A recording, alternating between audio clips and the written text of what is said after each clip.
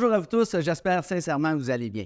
Mon nom est Robin Castonguay et je suis le responsable du comité santé, sécurité et bien-être de l'Observatoire de la formation professionnelle du Québec.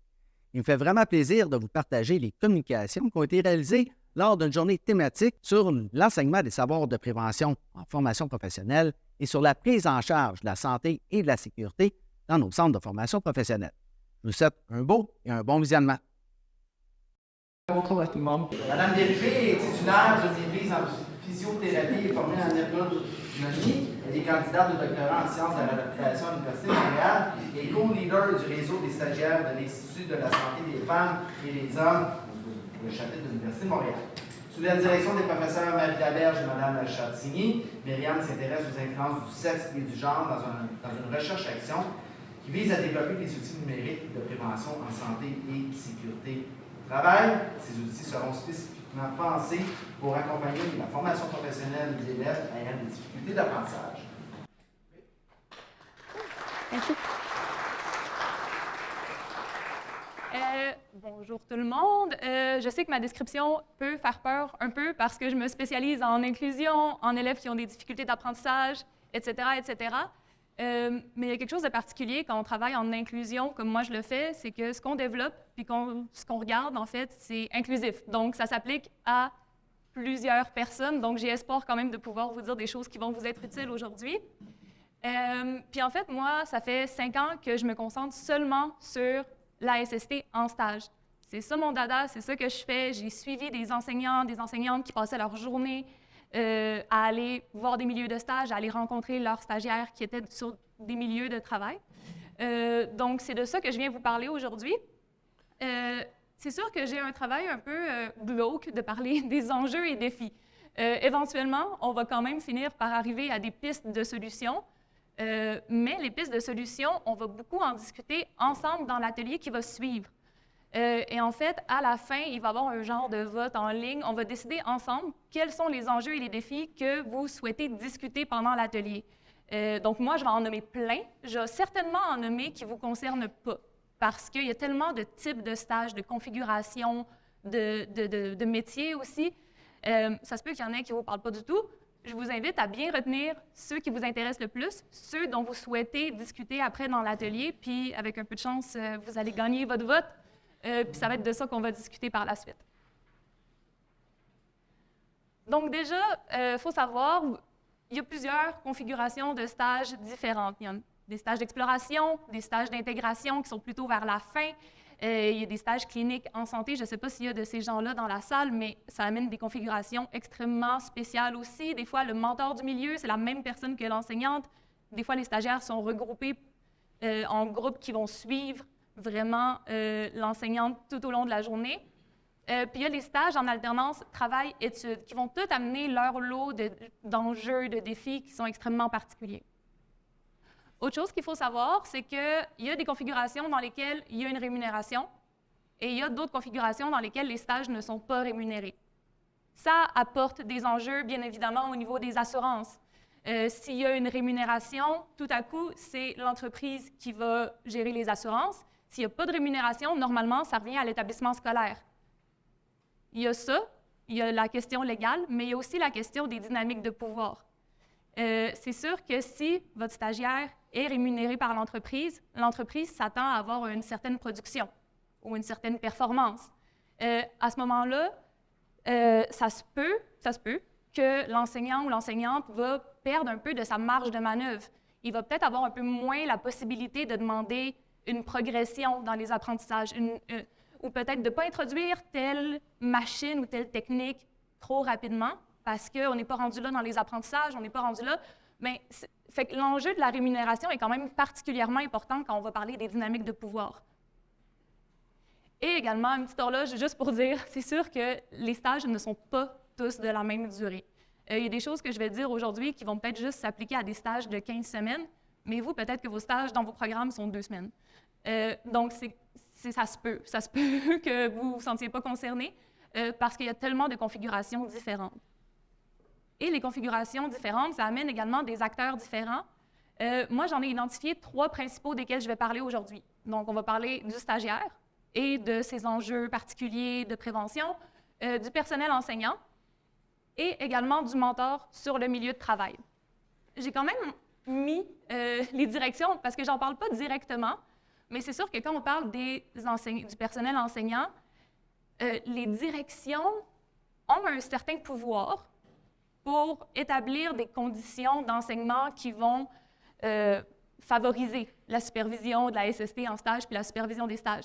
Et là, je veux être bien claire, je ne dis pas que c'est facile, parce que les directions ont elles-mêmes des exigences, puis peut-être des pénuries de main-d'œuvre, peut-être d'autres contraintes dans leur travail, mais c'est quand même important de mentionner que les directions sont impliquées puis peuvent avoir une influence sur la SST en stage. Ça, je ne passerai pas trop de temps parce que Robin l'a déjà extrêmement bien dit que la SST en stage, c'est une approche intégrée. Puis une fois qu'on arrive en stage, c'est encore plus vrai. Déjà, quand on est en classe, bon, on apprend le métier, on apprend les principes de SST, puis peut-être qu'il y a un atelier, il y a des mises en situation, puis il y a un endroit où tout ça se rejoint. Mais quand on arrive en stage, c'est ensemble. C'est une balle de laine très, très serrée. On fait une tâche, puis on la fait de manière sécuritaire, où on observe qu'on a un équipement qui est défectueux, puis là, on doit rapidement décider qu'est-ce qu'on fait avec ça. Donc, on va parler de développer des compétences de métier pour une insertion professionnelle durable. Parce que un des pièges auxquels on pourrait être tenté de tomber, parce que le stage a une durée déterminée. Fait que le piège mental que j'ai vu certains enseignants faire dans ma recherche, c'est « Ah, ben, je veux m'assurer qu'ils finissent son stage en santé. » Oui, mais on est également en train de former des personnes qui vont rester sur le milieu du travail 25-30 ans. Donc, on veut que ce soit durable et on ne veut pas seulement prévenir les accidents, on veut également aller prévenir les maladies. Une image que vous avez peut-être déjà vue, je sais qu'on est une salle d'intéressés en santé et sécurité du travail. En fait, c'est juste de dire que la SST, c'est une approche multiniveau. Et un des pièges, encore une fois, je parle de pièges parce que c'est jamais des mauvaises intentions, c'est toujours des pièges qu'on fait parce que l'environnement nous oblige à penser comme ça, mais ça va être de rester au niveau les moins efficaces. Donc, parler avec nos stagiaires de pays, aller les former, leur parler de procédures, peut-être parler un peu de procédures administratives.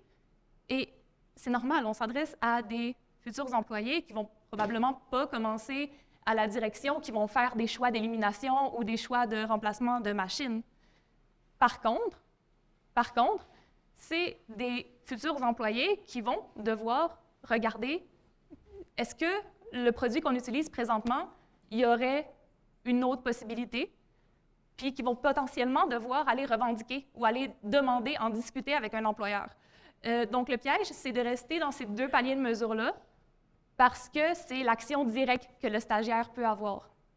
Alors que dans les faits, en action indirecte, en parlant, on peut aller plus haut puis dans des mesures qui sont beaucoup plus efficaces. Une autre manière de voir ça, c'est de le voir au niveau individuel, interpersonnel, organisationnel, communautaire, sociopolitique. Le but n'est pas de faire des politiciens, c'est plutôt de connaître assez les lois puis les droits de protection pour être capable de dire, ben tu sais, ça, c'est de la responsabilité de l'employeur ou ça, c'est de ma responsabilité. Donc, enjeux et défis. Enjeux et défis de la SST en stage, d'abord et avant tout, il faut quand même qu'on se dise, les stagiaires avec lesquels on travaille ont plusieurs facteurs de risque qui peuvent faire en sorte que le travail va devenir délétère pour eux. Parmi les facteurs de risque connus, il y a le fait que ce soit un métier manuel. Si c'est des travailleurs qui sont peu scolarisés, s'ils sont à leur premier emploi, si l'entreprise d'accueil est une PME, et également le jeune âge. Puis je ne dis pas que tout le monde en formation professionnelle a tous ces facteurs de risque, mais plusieurs vont en avoir beaucoup. Et là, moi, ce que je veux faire avec vous, c'est aller voir les mécanismes derrière. Parce que ce n'est pas le fait qu'ils soient jeunes qui fait en sorte qu'ils sont plus en danger. C'est vraiment des mécanismes derrière qui sont vraiment subtils. Puis que, comme enseignant, comme enseignante, on peut essayer de limiter cet enjeu-là, de limiter l'obstacle, par exemple, de l'inexpérience ou du jeune âge. Mais bon, évidemment, c'est sûr, le premier enjeu, même si je ne veux pas en parler longtemps, il faut quand même le nommer, c'est qu'on arrive avec des stagiaires qui ont des connaissances en SST qui sont limitées. Puis par limité, je ne veux pas dire pas complète ou quoi que ce soit, mais par exemple, ils peuvent avoir des connaissances théoriques extrêmement bonnes, mais après ça, on leur demande d'appliquer ces connaissances théoriques-là dans un stage, dans un métier. Puis là, il y a peut-être plein de pression pour faire le travail rapidement ou pour atteindre certaines choses. Donc, tout à coup, les connaissances qu'on a eues en classe puis qu'on a bien préparées ne sont peut-être pas super facilement transférables. Puis même à ça, des fois, les connaissances, surtout si on parle de stage en alternance, travail-études, ils vont aller en stage peut-être avant que vous ayez eu l'occasion de voir tous les risques, toutes les catégories de risques avec eux. Dans ma recherche, j'ai demandé à des jeunes que ça faisait 6 mois qu'ils étaient en stage en temps partiel, est-ce qu'il y a des risques dans ton métier? Puis il y a 40% des filles et 12% des garçons qui m'ont dit « je ne sais pas ». Alors qu'on part du principe qu'il y a des risques dans tous les métiers, donc la réponse était oui. Également, autre chose que j'aimerais mentionner, des fois, c'est un manque de vocabulaire.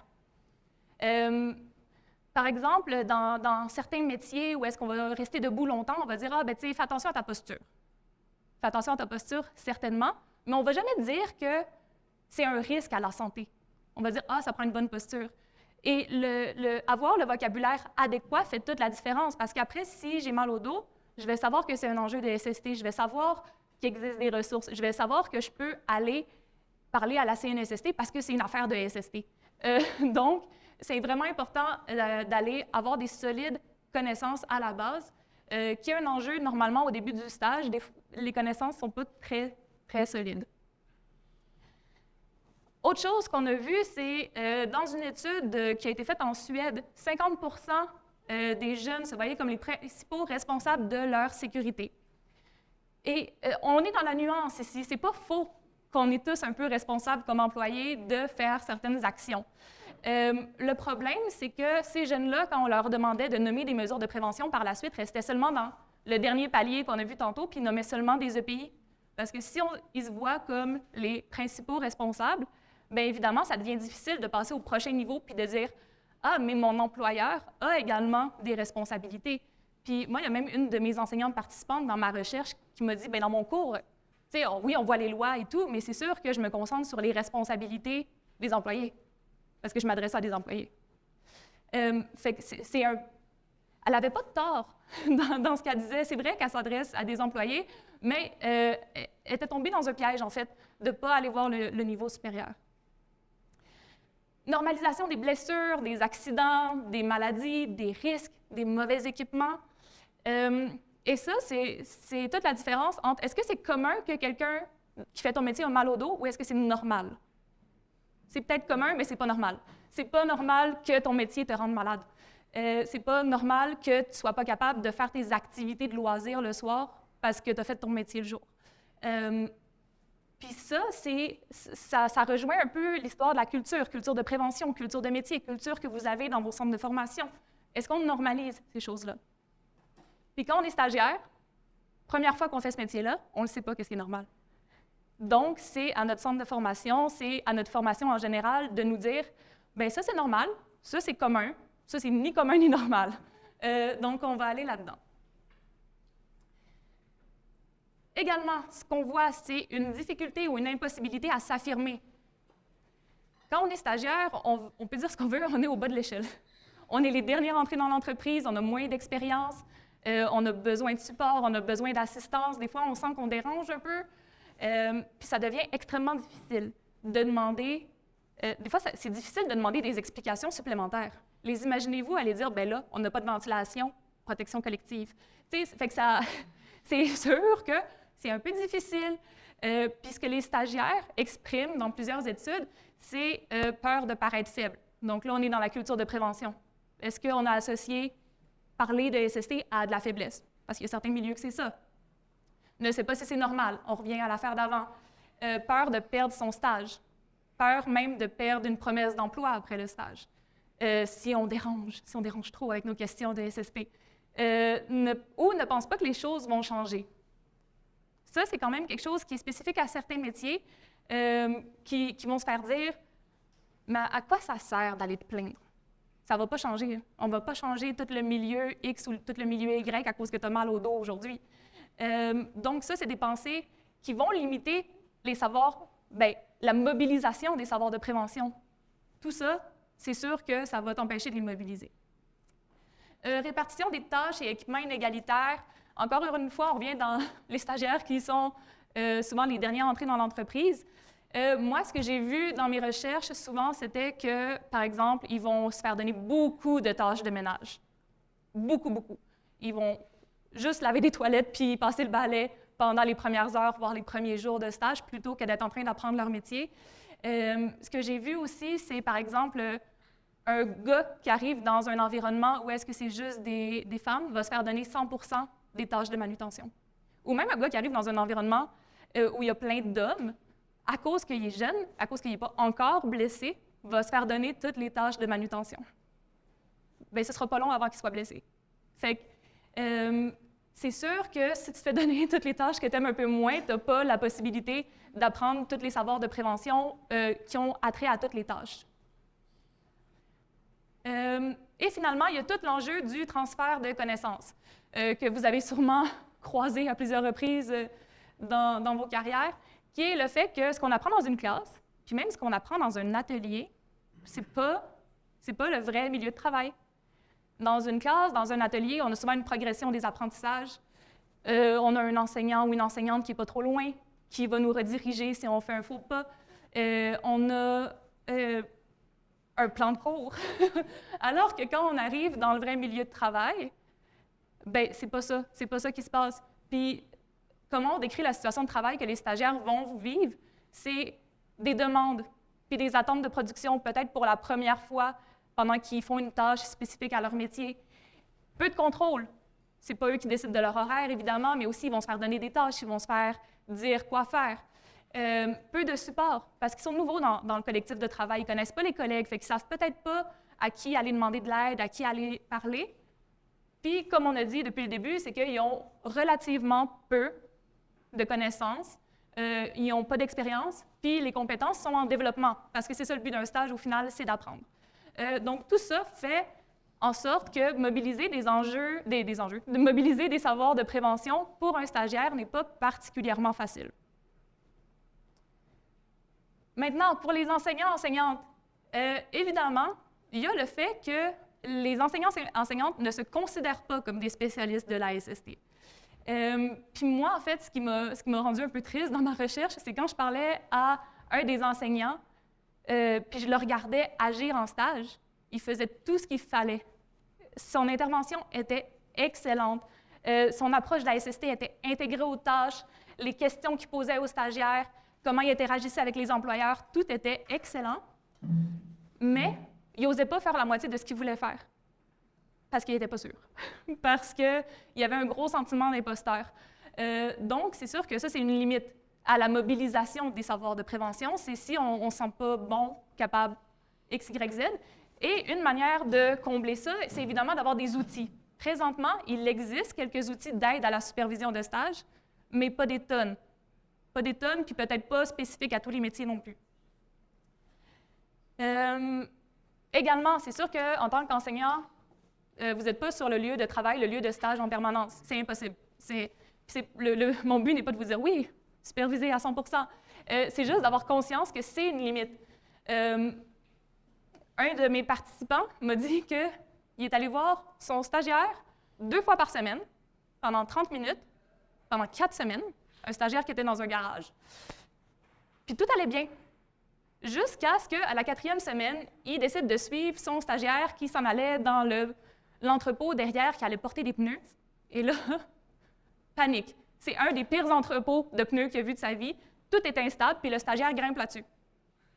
Fait que là, lui, sa première réaction, ça a été de dire « OK, ben on va arrêter de faire ça pour l'instant. » Il est allé voir l'employeur, il a expliqué que son stagiaire n'allait plus faire ça. Et en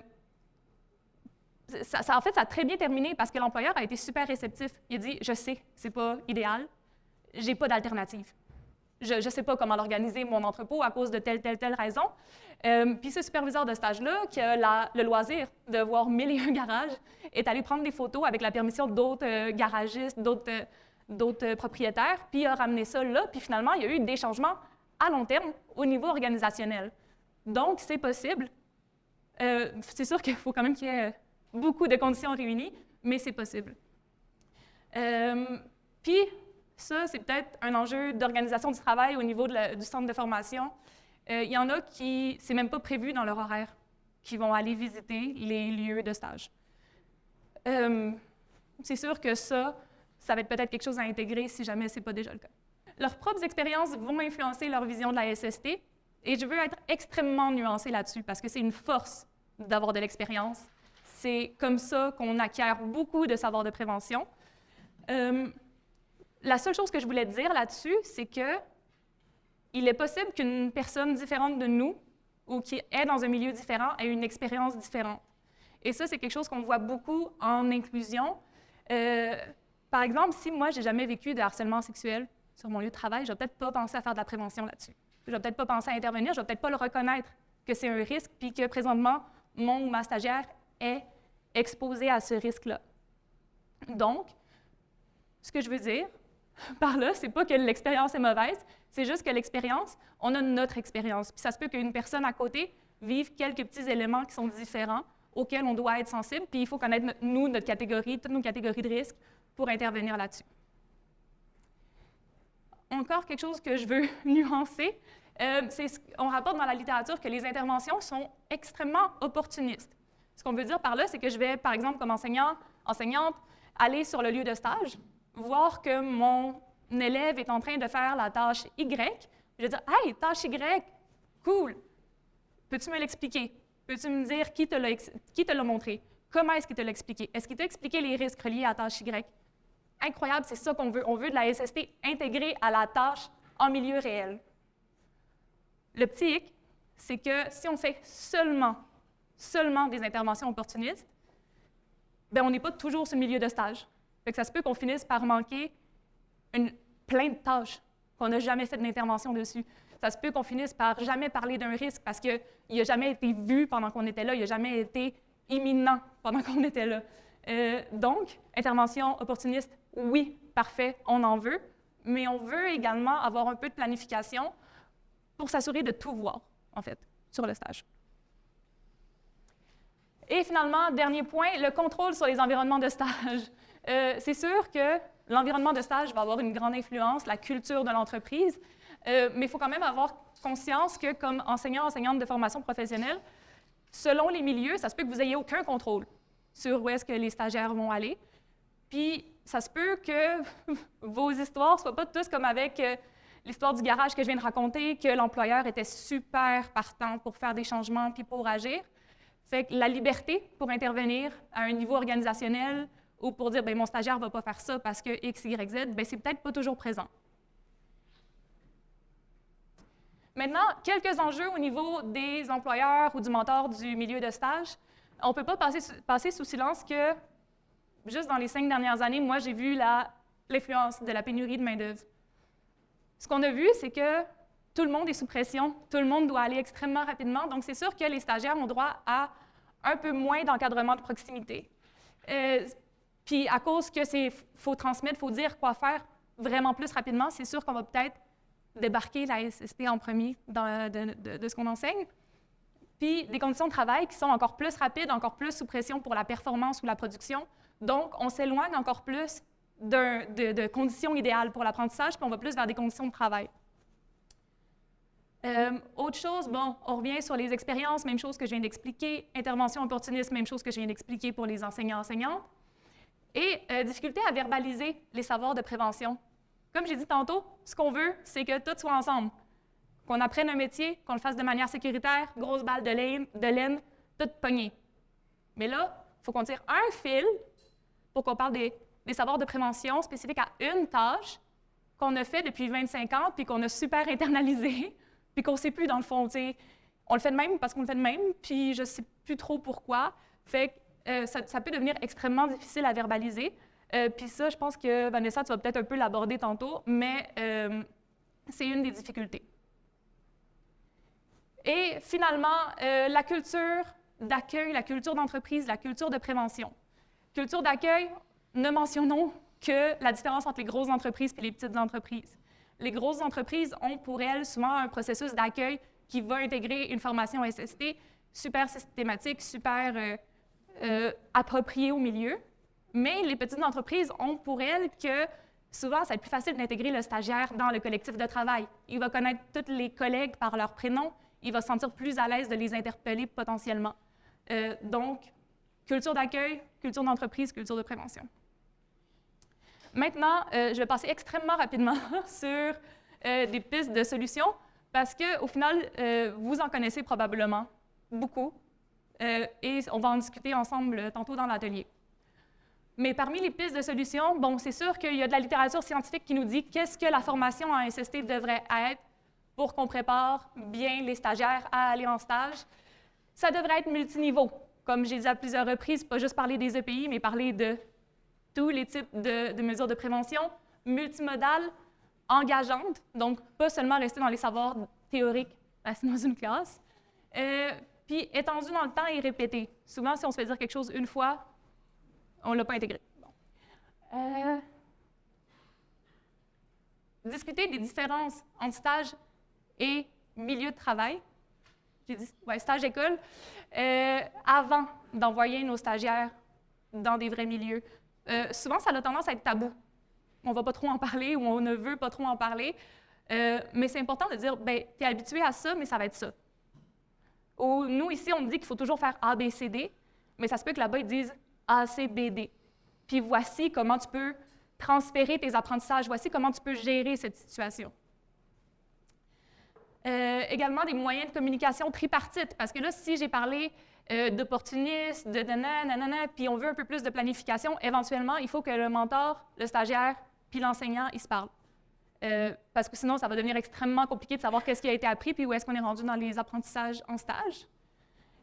Et mieux identifier et encadrer les moments à risque. Ça, c'est par rapport à la pénurie de personnel, par rapport au fait que les enseignants, enseignantes ne peuvent pas toujours être sur le milieu de stage. Bien, c'est peut-être de dire, « Hey, demain, tu vas faire cette tâche-là pour la première fois, fait que je vais y aller, je vais être avec toi, etc., etc. » Avoir plusieurs mentors. Ça, c'est un peu, comme j'ai dit, on va tout être influencé par nos propres expériences, nos propres caractéristiques. Peut-être que moi, je ne suis pas capable de lever tel instrument de la même manière que quelqu'un qui fait 6 et 5 puis qui s'entraîne 5 fois par semaine. Fait que si j'ai plusieurs mentors puis qu'il y en a un qui est un petit peu plus dans les mêmes capacités physiques que moi, bien, ça va m'aider à être capable d'avoir une technique adéquate et sécuritaire pour moi si on change de mentor puis que j'ai l'opportunité d'aller chercher ce savoir-là. Ceci étant dit, attention aux multiples demandes. On ne veut pas avoir 10 personnes qui donnent des tâches aux stagiaires. On veut avoir plusieurs personnes qui enseignent aux stagiaires. Et finalement, un environnement physique qui facilite les échanges avec les collègues. Un des dangers qu'on voit souvent, c'est donner la station, le bureau, là, dans le coin aux stagiaires, loin de tous les collègues. Parce que c'est le dernier entré, parce que nous, on est entre collègues, on aime bien ça. Mais c'est sûr que s'il est là-bas, bien, ça va devenir encore plus difficile de poser ces questions au fur et à mesure, puis de développer des savoirs de prévention. Il va peut-être essayer de faire des choses puis de se démerder tout seul, puis là, ça peut devenir dangereux. Ça, je pense qu'on va skip. Juste mentionner, moi, je travaille, c'est sûr, au PFAE. Il y a des outils qui existent spécifiquement pour la supervision de stage. Ce n'est pas 100% adapté à tous les métiers de formation professionnelle. Par contre, ce qui peut être extrêmement utile, c'est la section « Encourager la transmission de savoir entre les collègues et le stagiaire », où est-ce qu'on identifie des types de savoirs, puis un peu à quoi ça peut correspondre. Également, la section « Exemple d'une analyse de l'activité de travail », où est-ce qu'on a une grille qui peut aider à aller regarder le travail avec le stagiaire, voire même créer des activités à partir de ça.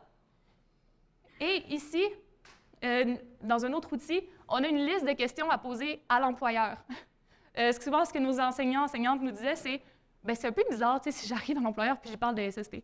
Il va penser que je l'accuse, il va penser X, Y, Z. » Mais si on a un outil qui est formel, qui est systématique, c'est un peu moins menaçant. On dit « Regarde, j'ai ce formulaire-là, puis j'aimerais aborder les questions avec toi, puis je fais ça avec tout le monde, je fais ça avec tous les employeurs. » Fait que tout à coup, c'est un peu moins gênant, puis ça permet quand même de discuter de la SST hors du tabou. Ça, c'est plus une activité d'apprentissage. Et ma petite réussite de doctorat, on a développé une application qui permet de faire des activités en stage. Le stagiaire est dans son milieu de travail Et l'enseignant peut lui envoyer des questions. Prends-moi en photo le produit que tu as utilisé aujourd'hui. Ah, OK, peux-tu me prendre en photo le SIMDUT? Que ça veut dire quoi, ce SIMDUT-là? Fait que, c'est sûr que nous, on l'a développé dans une perspective d'élèves qui ont des difficultés d'apprentissage, mais le compte enseignant peut choisir ses questions. Fait que vous pouvez quand même aller dans des choses un peu plus avancées si c'est ça que vous souhaitez.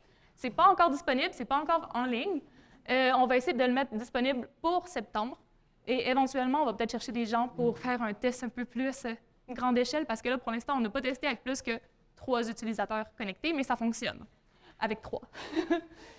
Et voilà, pour la préparation de l'atelier, on va faire un petit recap. Normalement, c'est assez facile d'utilisation. Vous pouvez soit aller sur le site, mettre le code, ou vous pouvez scanner le code barre. J'ai essayé de faire des catégories assez larges de tous les enjeux dont j'ai discuté aujourd'hui. Et vous allez pouvoir les classer selon ceux qui vous intéressent le plus à discuter pour l'atelier qui suit. Je pense qu'il y a une pause qui arrive, fait que vous allez quand même pouvoir prendre le temps de faire ça pendant la pause. Puis je ne sais pas si j'ai le temps pour des questions. Oui?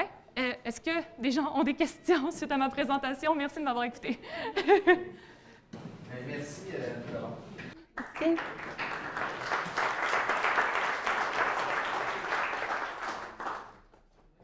C'est peut-être une question que je ne veux pas mettre en bois personne. Ça concerne les stages qu'on vient de s'entendre dans le niveau, partout, tous les développés qu'on Excellente question. Je n'ai pas... Moi, je n'ai pas la réponse. Je ne sais pas si quelqu'un d'autre le sait. significatif ou parce que je regarde chez nous, il n'y en a pas de temps qui ont des stages, mais en même temps, on n'a pas une vision sur l'ensemble de la formation. Je ne connais pas, mais je dirige un peu la question vers peut-être Tous les programmes de formation ont une insertion en milieu de travail à la fin, généralement. Oui, Pas tous. Chantal à côté de moi, c'est encore mieux que moi, probablement. Pas tous. Pas tous. Plusieurs, j'imagine. Ah? Presque tous, mais pas tous. Pas tous. Les stages en santé, tu as bien identifié tout à l'heure le type de stage. Des stages cliniques en santé, dans le domaine de la santé, il va y avoir beaucoup plus d'insertion de pratique dans les centres, dans les lieux hospitaliers et autres. Puis, il y a tout le domaine de l'alternance travail-études, où là, il y a vraiment des stages acquis, où là, il y a vraiment une présence très importante. Alors, c'est très variable. Les métiers de la construction s'ouvrent progressivement au domaine des stages. Rémi? C'est là que j'allais. On débute l'alternance travail-études en construction. OK. Complètement nouveau. Puis, c'est bien, mais on l'a fait dans un programme qui est le stage. Avec un beau succès. Santé sécurité, je dirais, ça dépend des chantiers. Les petits chantiers, plus difficiles. Mais les chantiers où il y a un RSS, un représentant en sécurité ou un agent de prévention, pas la même situation. Il est pris sous le chef de l'agent de prévention, il est accompagné, ils n'ont pas le choix, il y a une structure. Donc, nous, chez nous, à moi, à Québec, certains qui font des alternances travail-études, tu as des gros chantiers avec des agents de prévention seront préconisés au stage, plus que malheureusement résidentiel, parce que des fois, le jeune apprenant va avoir plus des va ramasser des propres ménages, c'est différent. Exactement. Mais de l'autre côté, allons, est-ce qu'on va avoir assez d'entrepreneurs pour suffire à la demande de notre alternance travail-études? C'est ça, c'est là que j'allais, puis je ne sais pas à quel point les grosses entreprises souhaitent prendre beaucoup de stagiaires ou ont la capacité de prendre beaucoup de stagiaires. Moi, ce que j'ai vu dans mon doctorat, en fait, c'est une pénurie d'employeurs qui voulaient des stagiaires. C'est sûr que moi, je suis dans les métiers semi-spécialisés, fait que c'est un peu différent, mais il y a un moment où il y a même un enseignant qui m'a dit, ben mon stagiaire se fait crier dessus 3 heures par jour, puis je ne sais pas comment le sortir de là, je ne peux pas le mettre ailleurs. Je veux qu'il ait sa certification. Fait que des fois, il y a des choix super difficiles. Est-ce que je le laisse dans une situation où je sais qu'il y a des risques psychosociaux ou juste aucun encadrement de SST, mais ça y prend ça pour sa certification? Fait que, éventuellement, c'est la loi de la nécessité versus est-ce qu'on trouve d'autres solutions? Mais bravo pour votre début d'alternance. Les gros entrepreneurs ont la chance d'être plus opportunistes envers cette main-d'œuvre-là, ils vont investir plus. Donc, j'ai des gros entrepreneurs en maçonnerie qui ont pris 8 stagiaires, même s'ils n'avaient pas besoin. OK. Mais ils vont sélectionner les meilleurs des 8. C'est la philosophie. Mais tu sais, ces personnes-là ont des personnes au RH. Ils ont une structure versus que le petit entrepreneur qui, lui, ben, demain, j'ai pas de job, tu t'en vas. Tu peux pas, je t'en fais. Non, tu t'en vas, je vais pas faire pour toi. On est confronté à ça. Mais les gros entrepreneurs, ils sont là, puis ça va bien avec eux. Ils sont là, ils ont une structure Mais SST. ils peuvent pas prendre, c'est ça. L'année prochaine, on a Tout à fait fait. un métier qui va en faire du OK. sujet. Ah, ça part. Une dernière intervention, M. Denis? Ouais, ben, juste sur ce que tu dis, moi je suis en montage mécanique aérospatial, fait que nos élèves vont chez Pratt & Whitney, Rolls-Royce, Lockheed Martin. Puis nous, on vend ça vous donne l'opportunité de voir des gens pendant 2 semaines pendant le stage, puis de choisir tranquillement si c'est un fit pour l'entreprise ou pas. Fait que le fait qu'il y ait un manque de main-d'œuvre, ben, ouvre plein de portes parce qu'il y en a besoin de 4, il en fait 6. Ils se disent, comme vous avez dit, là, on va prendre les 4 meilleurs. Fait que dans notre cas, chez nous, là, on n'a pas de problème. Assez stagiaires, là, de problème, c'est qu'on n'a pas assez de stagiaires disponibles. Merci pour les interventions. Merci, Myriam. C'est bien apprécié. Je vous invite à continuer les échanges durant la pause, l'heure du dîner. Pas de souci.